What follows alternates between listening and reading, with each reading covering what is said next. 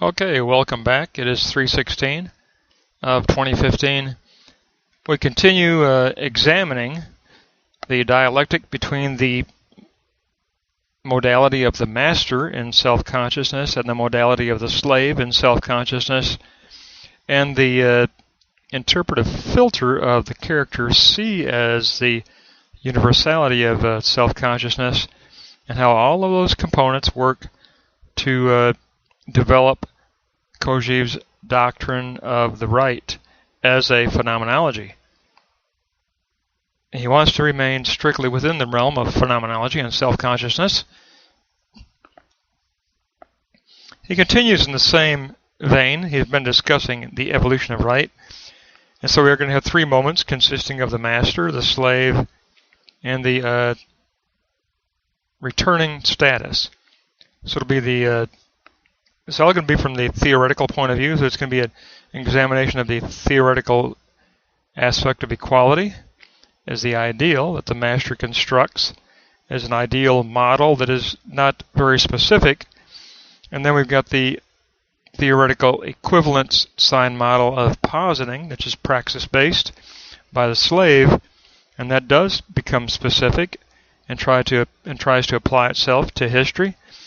And then the active regathering of the return, which will enable the self to receive back an evaluative status of corresponding moments and lack of correspondence, which helps the self-conscious self to perform revisions and updates and reinforcements to make the next loop through the dialectic more effective, and having a better opportunity and ability to move society forward toward social justice and universality of equal rights.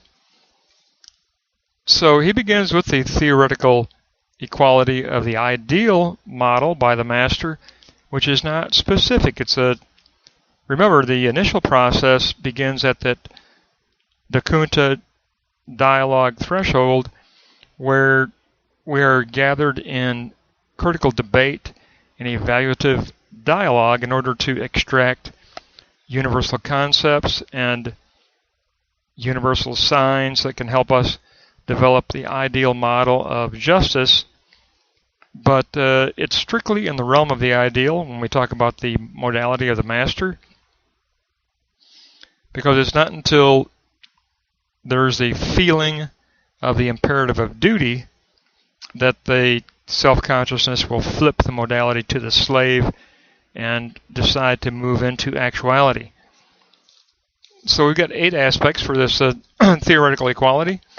It is an interaction between two equal agents. These equal agents, by the way, are dialogue agents. In other words, it's the dialogue that is necessary in order to arrive at and to identify and to articulate universal concepts and universal signs.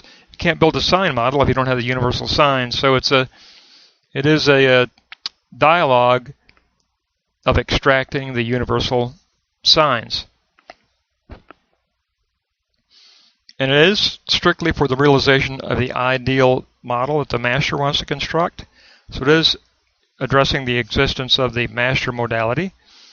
There is a risk involved because even at this stage of seeking ideal concepts for the ideal of justice, it means that you are open to change, and you feel interrogated to work toward lifting society to a better level of equality and justice. You have the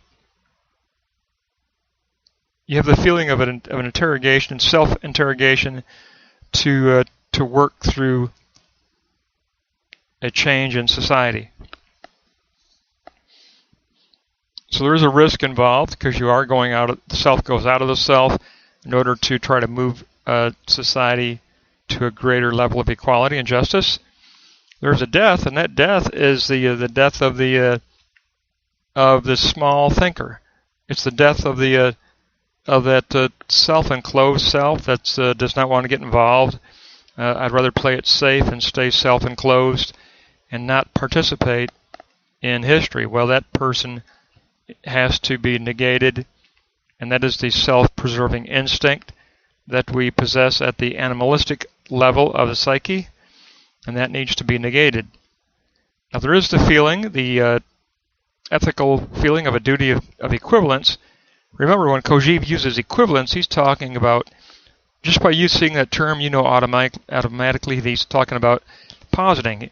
Equivalence always means incarnation for Kojeve. If he says equality, you can just flip your thought to the master modality of self-consciousness, because equality is the universal signs that are being extracted by the master. But whenever he uses the term equivalence, then that means incarnation. It means positing and incarnating the ideal to move history forward. So duty is the duty of equivalence. There's an imperative, an ethical imperative, to get involved, to create conditions that are equal for all selves in history, all selves in society. It does imply return, of course. There's always a return out of every positing. Everything that we do gets qualified. Even every word we speak gets a responding speech. It gets a responding word. There's always a return, and that return must be not passively received, but actively regathered in order to do proper evaluative work. The process is trimutual. It begins with the existing equality. It passes through the present tense of this incarnation, of incarnating our model of equivalence, which Kojeve calls a contract model. I still have difficulty with that concept, but that's what he wants to call it. So the incarnation is the equivalence as a contract sign model. And that contract sign model incarnates what the master modality has perceived as the ideal of justice. Now, the future tense simply speaks to that active regathering of what's going to be returned out of that work that we do, and out of that speech act and differentiation action. There's going to be return. That return can't be ignored. It has to be critically evaluated, gathered up, re-internalized self-consciously, so that if we have to make revisions, that we will make those revisions. And this process is called keeping the self at the level of a self-equality. If you don't do the active regathering, you can't maintain self-equality. And Kojeve says that's essential to maintain the self-equality, which means you're always responsibly evaluating and reorganizing your ideal concepts, and then reworking the way you take those ideal concepts and work them into a contract sign model that's hinged at the front of your mind, at the prefrontal cortex, that window of filtering, of interpreting reality. And so you have to stay alert, aware, and always critically educated and open to further education in every return, in every response, in every evaluative action, so that you can do proper revision and proper reinforcement and proper adjustments to that, not only to the lexical content of the ideal concepts, but also to the syntax of structure of the equivalence sign model, or contract sign model. I have to keep remembering to shove that word contract in there. So it's critical for Kojeve to maintain, out of all things, note 8 is extremely important to him in the first moment. Maintain that self-equality as a responsible, anthropogenic human being. Be a responsible, anthropogenic human being, and always seek to maintain that self-equality, that notion of self-consciousness in the Hegelian sense, and in Kojeve's own perspective too.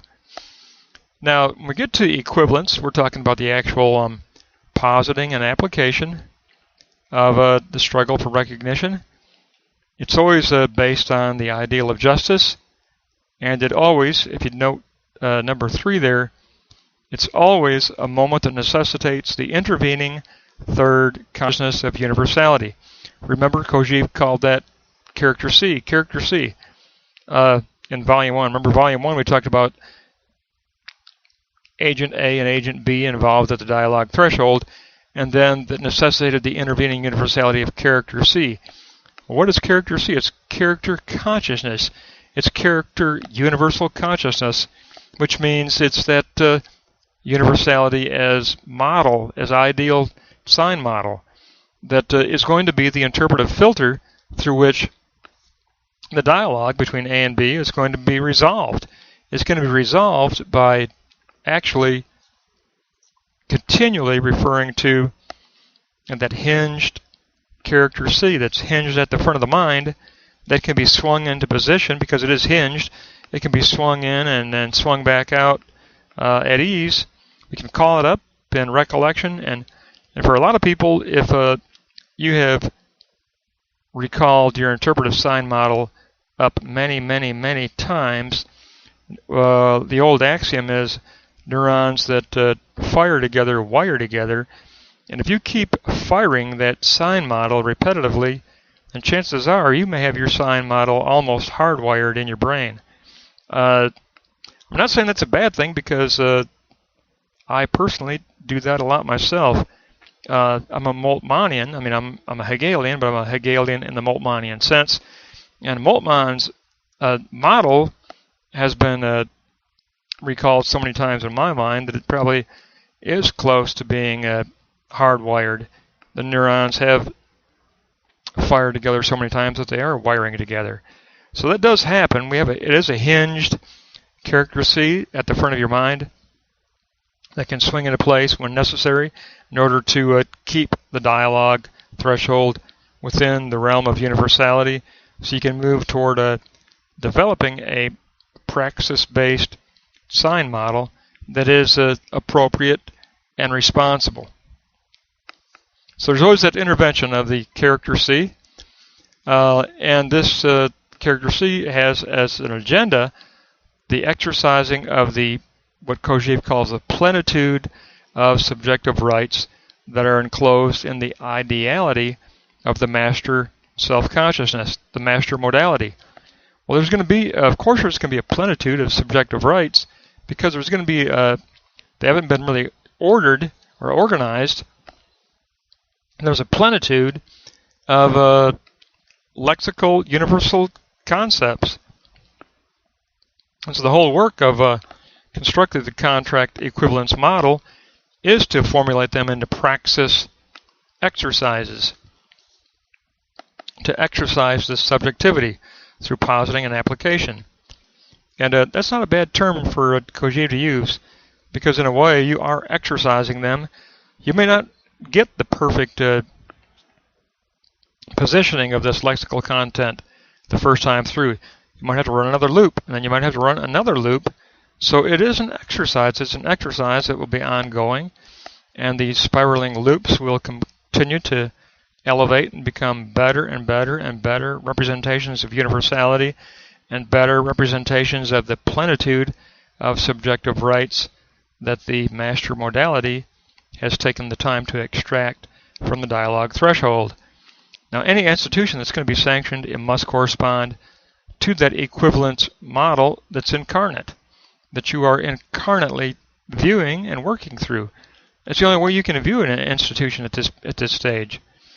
Now, Kojeve says it's not a bad idea to think of the concept of property at this level, but think of it as an intellectual property, because basically the master modality of self-consciousness wants to find that its ideal lexical content and its ideal syntax structure is confirmed and recognized as truly a universality, as truly that which does speak and represent universality.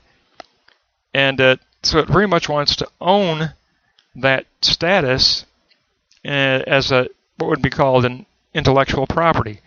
It's a status of, more precisely, using Kojeve's terminology, an anthropogenic property.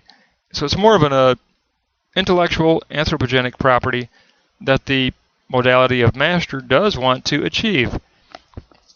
And so the eighth note here in the second moment, the struggle for recognition, could be rewritten as the struggle for anthropogenic property.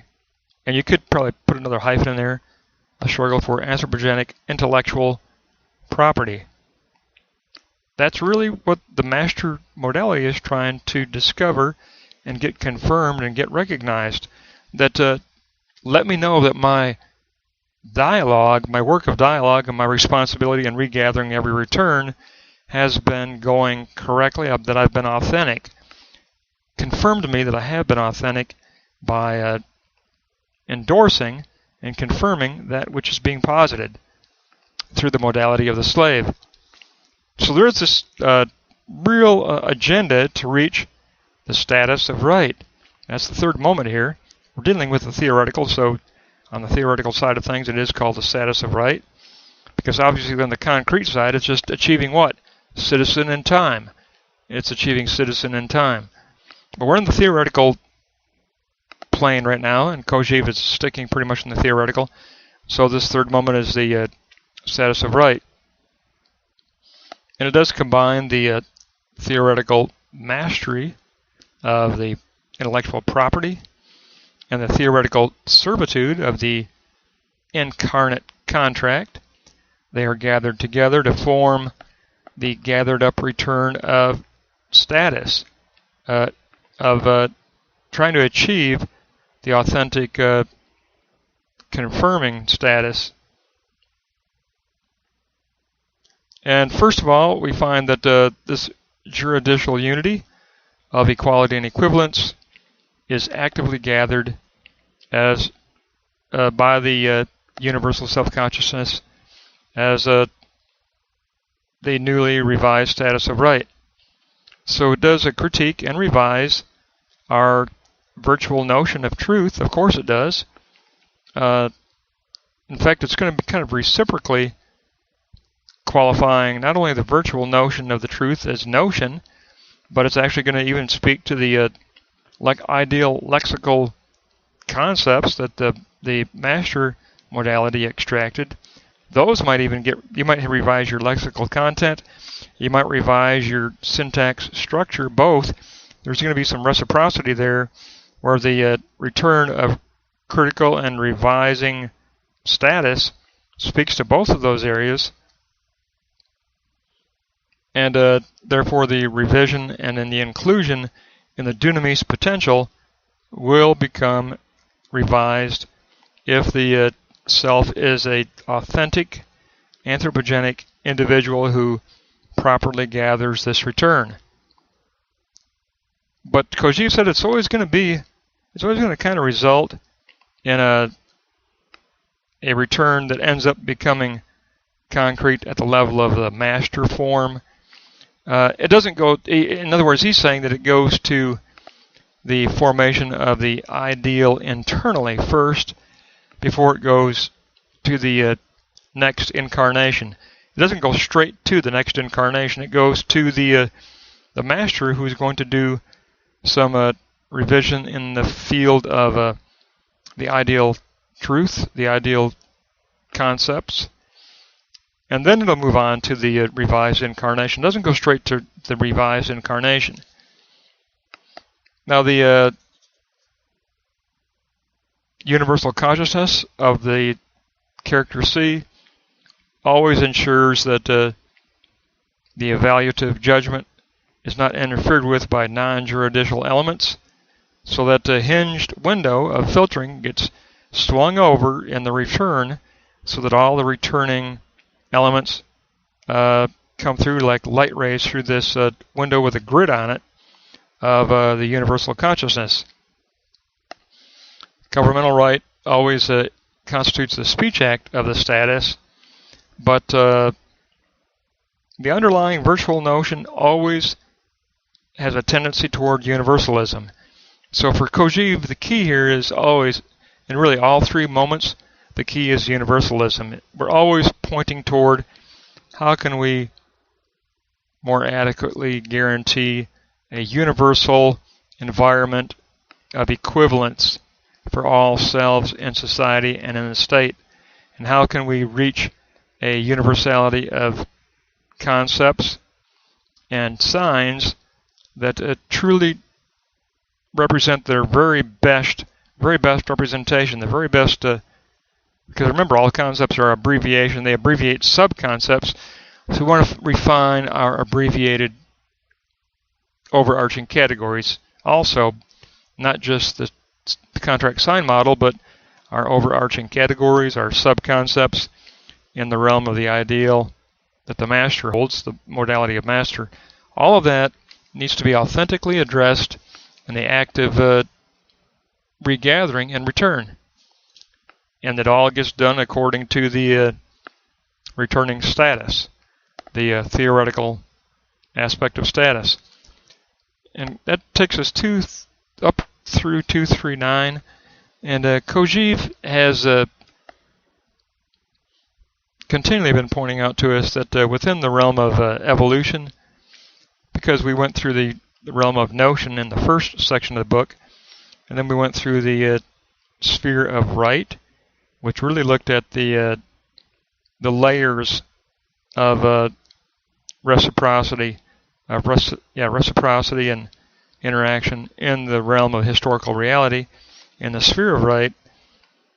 And now he has just strictly been addressing the dialectic between the modalities of master and the modality of slave, and the ideal as lexical content, and the incarnate ideal as equivalence contract sign model. And he's very much sticking to that. He hasn't really deviated. All the first three lessons here in this area of evolution have almost been three repetitive lessons, because he hasn't really varied too much from this idea that we're looking strictly at an evolution of master-slave dialectic. It's almost that in this section he's giving us a recap of his lectures on Hegel, of viewing everything through the master-slave parable. And that's kind of what we're getting here. But of course it doesn't hurt to be reminded of that. And all this was a theoretical reminder that at the level of theory, here's how he sees the three moments.